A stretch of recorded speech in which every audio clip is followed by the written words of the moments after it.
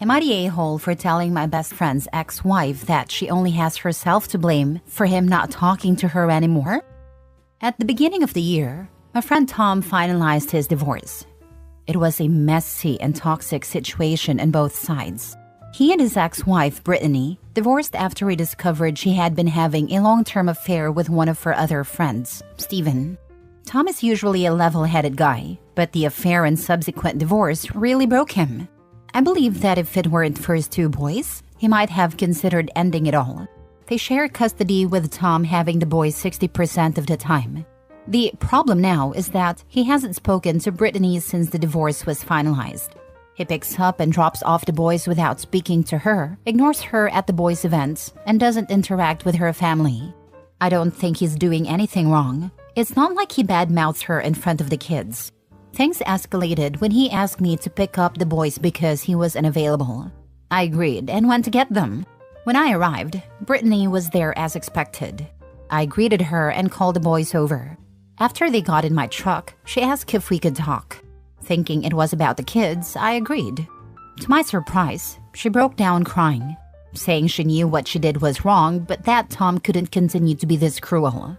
She claimed he was ruining the last bit of stability the boys had, and that her family already hated her for the affair, especially her dad who saw Tom as a son. I told her she needed to consider the situation, especially since she was still with Steven. The person who had actually ruined the boys' home was her, not Tom. I ended the conversation by telling her to save her crocodile tears for her F-toy and leave me out of it. I don't think I was wrong. But my girlfriend thinks Tom is taking things too far and that it wasn't my place to get involved. Am I the a-hole? Now for the top comments. Not the a-hole. My in-laws divorced when my husband, 35 male, wasn't even 2 yet. His mom cheated. They had 50-50 custody his entire childhood. His dad hasn't spoken to her in over 30 years now, aside from one time when Hubs got in big trouble in high school for skipping class, and once right after high school when he had surgery for a hernia.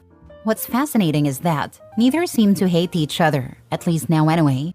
Mother-in-law has never said anything mean about father-in-law, and while father-in-law has rolled his eyes on occasion, he always asks how she is, and has also never said anything mean about her either.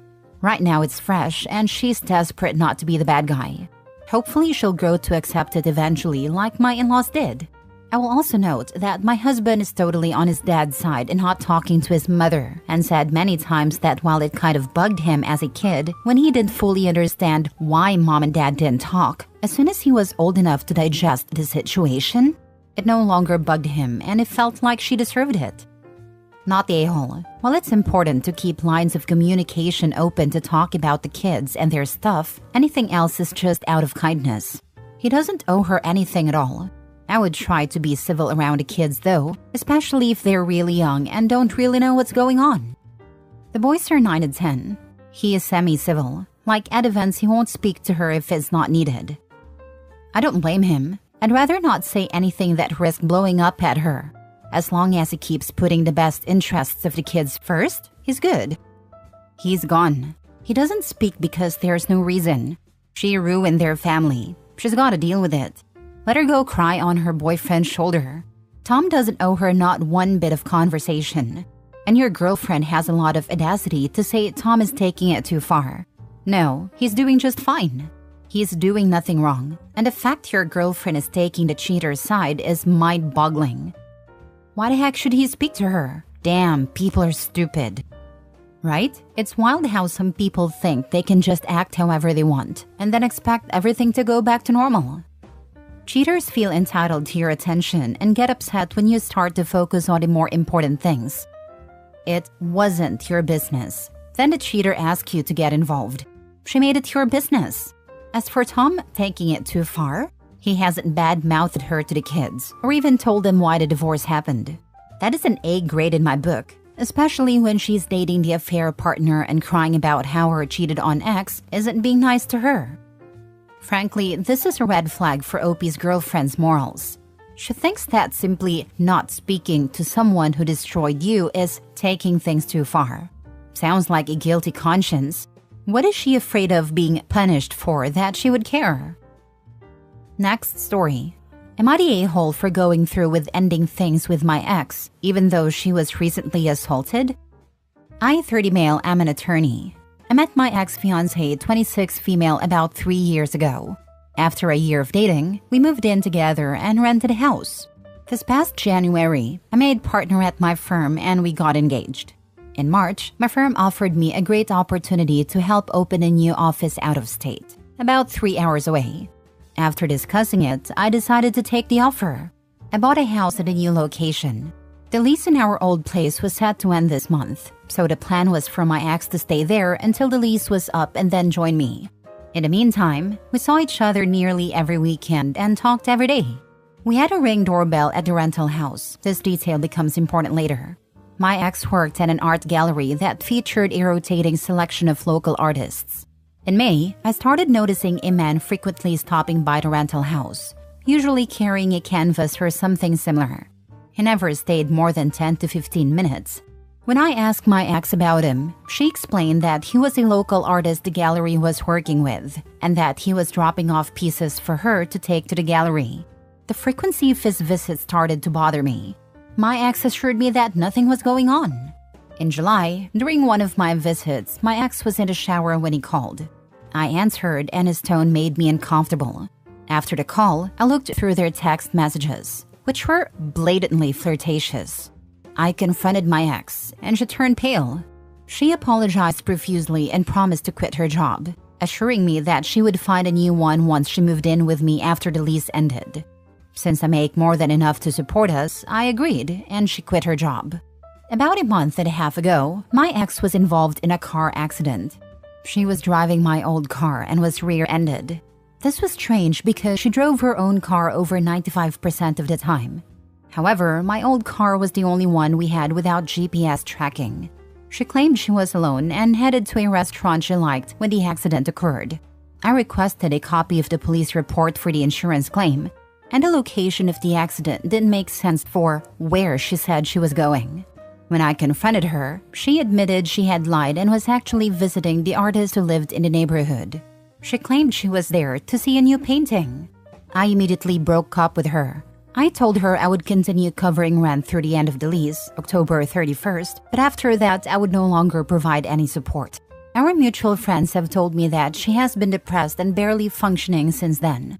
She does not drink because of some experiences she had in high school, but last weekend she went to a party with friends and got very drunk. A man took her to a bedroom and assaulted her. Someone overheard her yelling no, and the man was eventually arrested. This has obviously been a traumatic experience for her.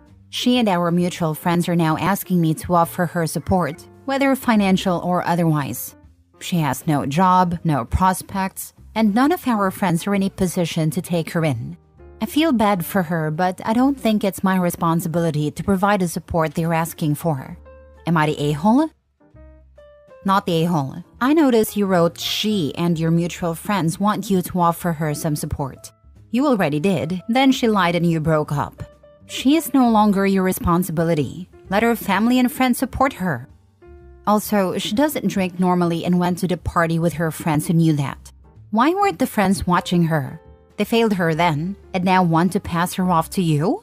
No. Sorry, it's horrendous it happened, but she betrayed you repeatedly and doesn't get to expect your support or help anymore. Not the a-hole. You broke up with her. The fact you're still paying rent confuses me.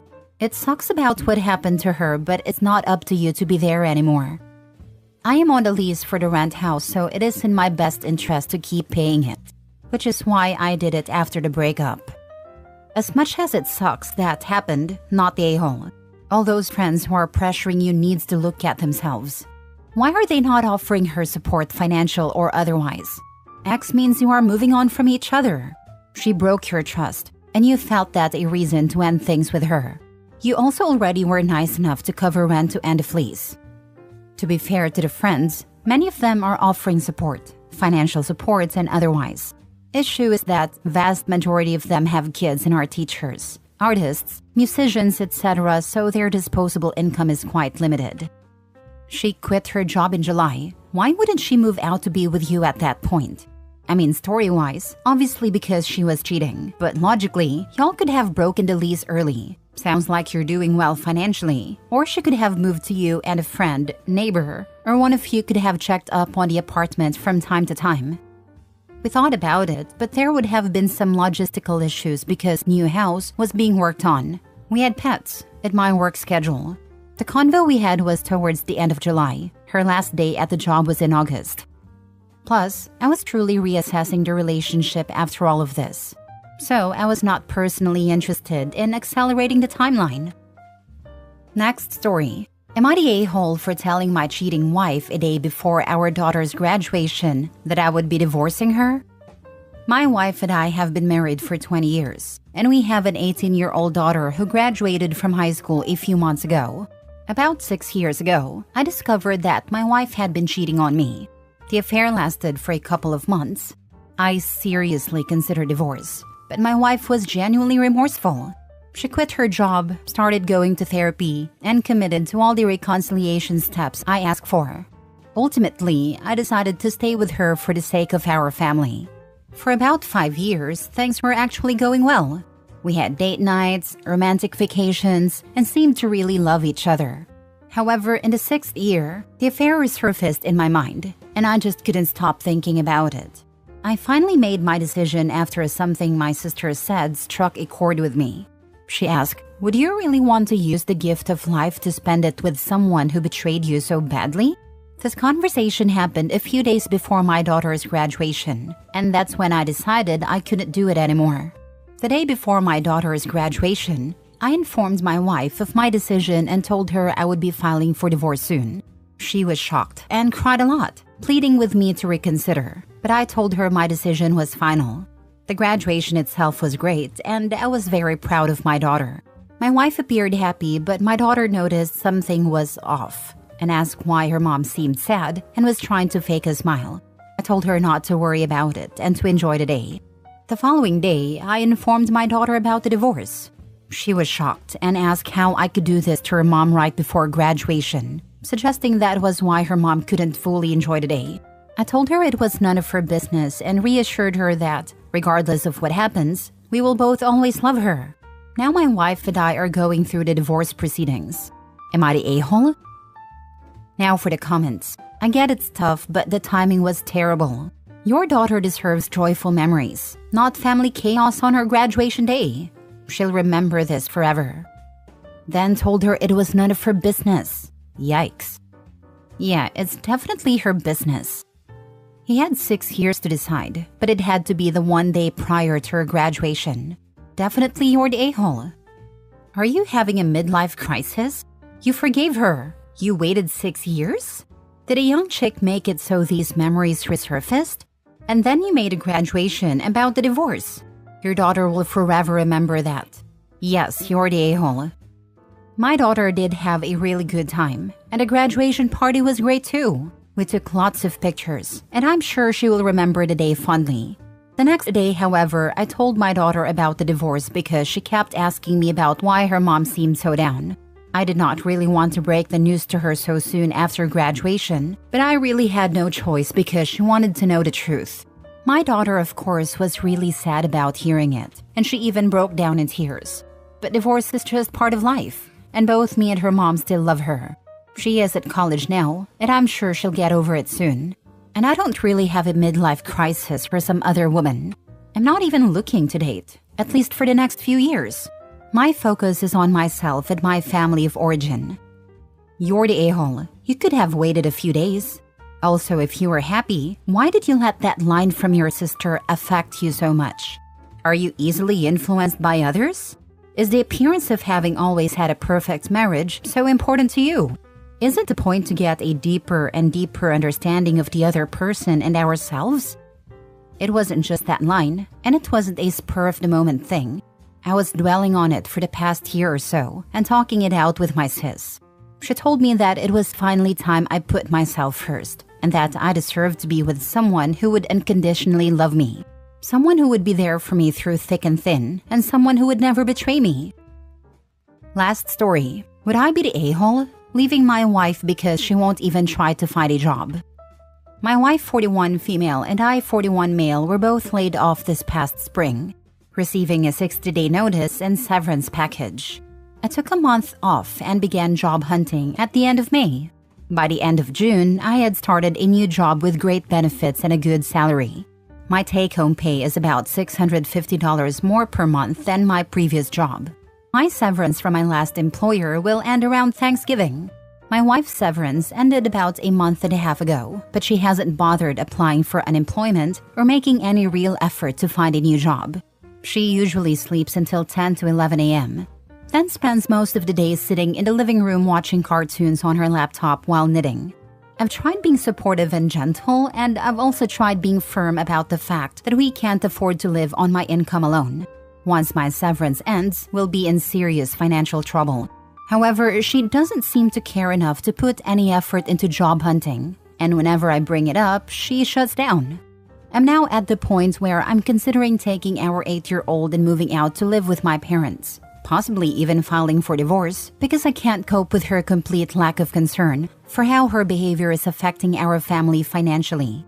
Am I the a-hole for feeling this way? Would I be the a-hole for actually leaving? Of course, you're not the a-hole for wanting her to be the same provider as she was before getting laid off. She wouldn't be happy either if it were you sitting on your butt all day while she works. I get taking some time off after a layoff, but not months. She should be actively pursuing a job search and want to get back to work, but she's happy sitting around, so it's almost impossible to motivate someone like that. Tell her she's pushing you out the door with her attitude, and if it were you sitting there playing video games all day instead of finding another job, she'd have the right to be angry at you too. She needs to know you're serious about this and shutting down is not acceptable. She is displaying possible symptoms of depression. A change in employment status is a major life stressor, and doing what she's doing is pure escapism when someone is depressed. You should probably work on getting to the root of the issue instead of just repeatedly asking her when she's planning to get a job. Have you asked her anything about how she's doing or if there's anything she's interested in? I personally think it sucks to rush straight to divorce when things get tough. Because why bother getting married if you're just gonna run when things aren't going how you thought they would? Obviously, you're free to do whatever you feel is best, but maybe there are other issues going on that need to be worked out. Update. Of course, just an hour after posting this, I saw that she was on the state unemployment website applying for benefits. It's a start. After our daughter goes to bed tonight, I'm going to talk to my wife about how stressed I've been feeling and see if I can get her to open up about her own thoughts and feelings.